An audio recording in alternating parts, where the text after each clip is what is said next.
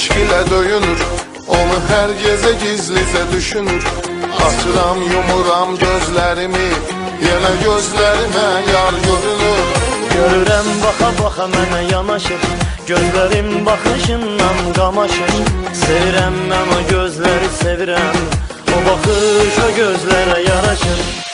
Mənə necə baxsa da, göz yaşım axsa da, qəlbimi hər dəfə odlara yaxsa da, odlara yaxsa da yar, yar.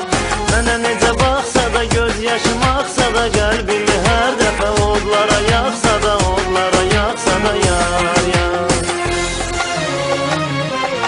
O mənim cananımdır, həm gözüm, həm canımdır. Dərdliyəm, dərmanımdır, onu heç kimə vermərəm.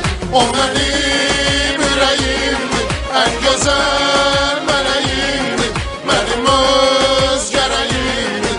Onu heç kimə vermərəm, onu heç kimə vermərəm.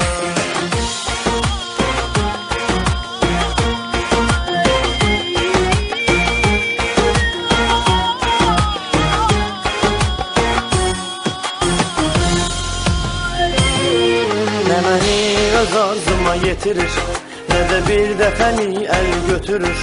Nə ümid verib məni yaşadır, nə də öldürüb ömrümü bitirir. Elə bil ki qəsdimə dayanıb, dərdi dərdimin üstünə qalanıb. Bilirəm mən o zalımı bilirəm, mənə zülm eləmək üçün yaranıb. Məni qəmə salsa da, dərd mənə qalsa da, bu qəm ilə dərd ilə canımı alsa da, canımı alsa da yar, yar. Məni qəmə salsa da, dərdi mənə qalsa da, bu qəm ilə dərd ilə canımı alsa da, canımı alsa da yar, yar.